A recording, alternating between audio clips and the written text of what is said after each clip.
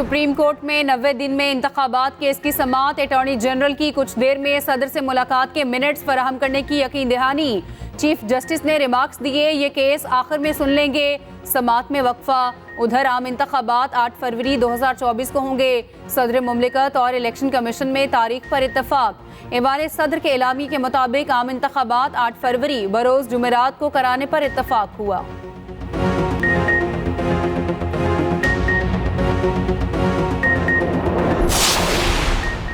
Chief election commissioner ने PTI पर पाबंदी की बातों को रद्द कर दिया। कहा, बैलेट पेपर पर बल्ले का निशान होगा, कोई शक नहीं। चेयरमैन पीटीआई मकबूल लीडर हैं, बड़ी जमात के सरबराह हैं, उनकी दिल से इज्जत करता हूं।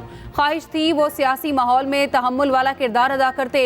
इंतखाबी शेड्यूल के बाद तमाम जमातों को लेवल प्लेइंग फील्ड देने का ऐलान।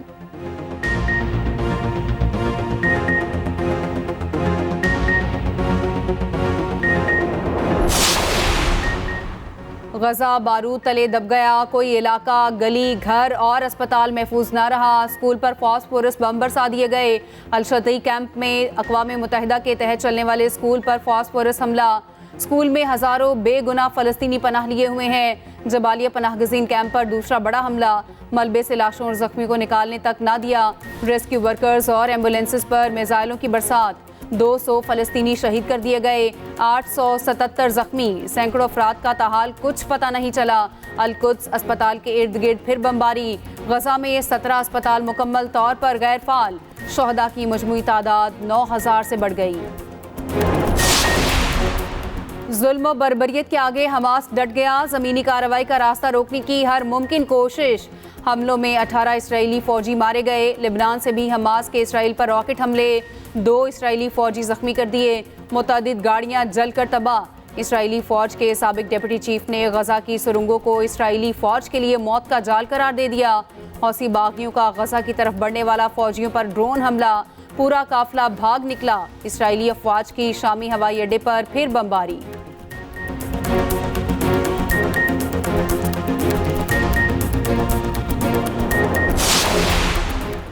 और वर्ल्ड कप में आज अफगानिस्तान और नीदरलैंड्स में टकराव होगा। लखनऊ में आज दोपहर 1:30 बजे अफगानिस्तान और नीदरलैंड्स के माबैन मैच शुरू होगा।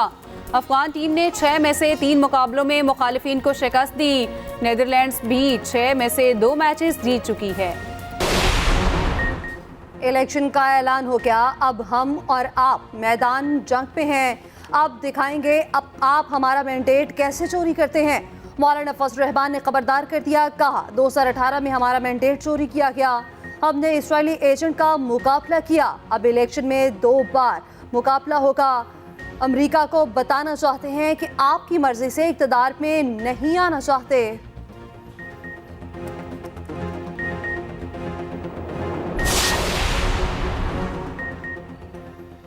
पीपल्स पार्टी मुल्क में अगली हुकूमत बनाएगी। आसिफ अली जरदारी पुरअज़्म। कारकुनान से मुलाकात में कहा, जियालो ने हर दौर में चैलेंजेस को कबूल किया। हर कारकुन मुल्क में अवामी हुकूमत के क़याम के लिए पुरअज़्म है। आसिफ जरदारी और बिलावल का आइंदा हफ्ते लाहौर आने का इम्कान।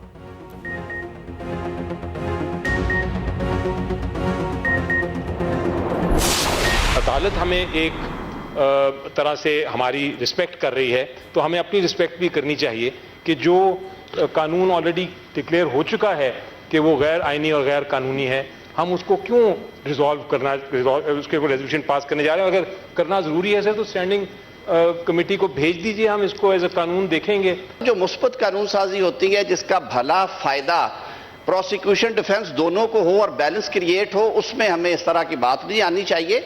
ये हमारा इख्तियार है और ये हमारे इख्तियार रहेगा। स्टैंडिंग कमेटी को गया है, कल को हाउस में आएगा। हाउस जब तक इसे अप्रूव नहीं करेंगे ये कानून नहीं बनेगा। नैब तरमीमी ऑर्डिनेंस में 120 दिन तौसी की मंजूरी।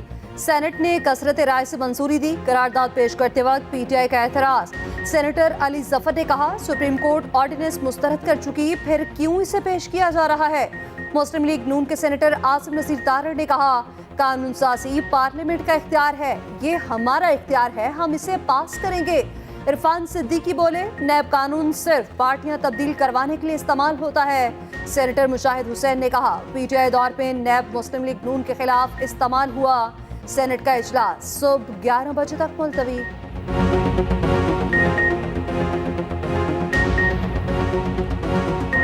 गजा बारूद तले दब गया, कोई इलाका, गली, घर और अस्पताल महफूज न रहा। स्कूल पर फास्फोरस बम बरसा दिए गए। अल शतीक कैंप में अक़वाम मुत्तहिदा के तहत चलने वाले स्कूल पर फास्फोरस हमला। स्कूल में हजारों बेगुनाह फलस्तीनी पनाह लिए हुए हैं। मुतादिद अफराद के शहीद और जख्मी होने की इतलात। जबालिया पनाहगुज़ीन कैंप पर दूसरा बड़ा हमला। हर सू तबाही और बर्बादी के दिल दहला देने वाले मनाजिर। मलबे से लाशों और जख्मियों को निकालने तक न दिया। रेस्क्यू वर्कर्स और एम्बुलेंसेस पर मिसाइलों की बरसात। 200 फलस्तीनी शहीद कर दिए गए, 877 जख्मी। सैकड़ों अफराद का ताहाल कुछ पता नहीं। अल कुद्स अस्पताल के इर्द गिर्द फिर बमबारी। गजा में 17 अस्पताल मुकम्मल तौर पर गैर फाल।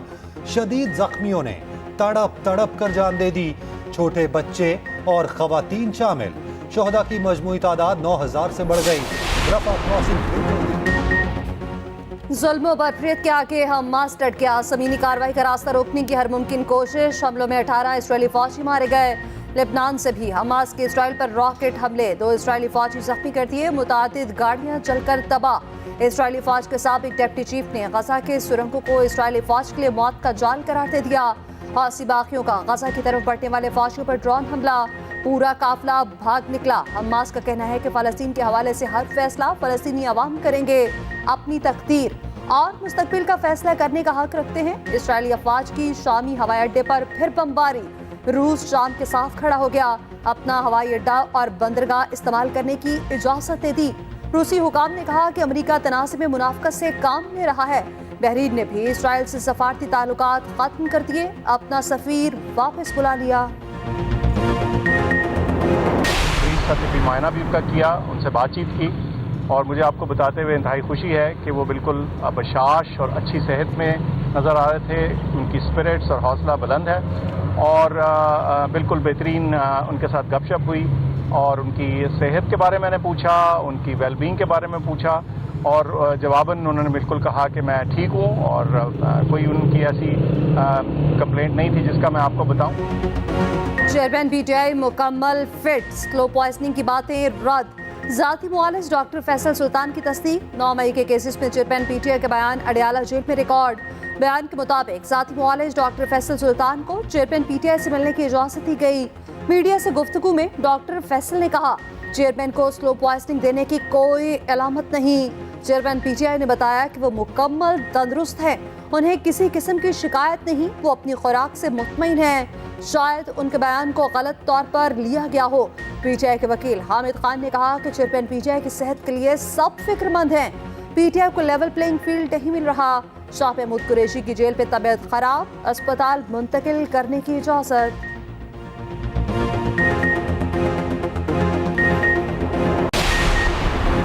सेमीफाइनल में जगह बनाने का मिशन। कौमी टीम हफ्ते को न्यूजीलैंड का सामना करेगी। टीम बेंगलुरु में मौजूद सुबह से प्रैक्टिस करेगी। हफ्ते को बेंगलुरु में बारिश की भी पेशगोई। साबिक इंग्लिश कप्तान माइकल वॉन ने सेमीफाइनल में पाक भारत टाकरे की पेशगोई कर दी।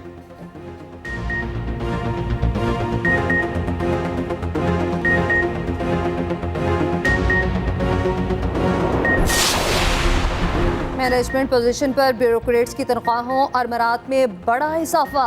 वजारत खजाना ने नोटिफिकेशन जारी कर दिया। MP 1, 2 और 3 स्केल के लिए तनख्वाहों और मरात में 45% इजाफा किया गया। MP स्केल के लिए इजाफे पर 1 अक्टूबर से अमल दरामद होगा।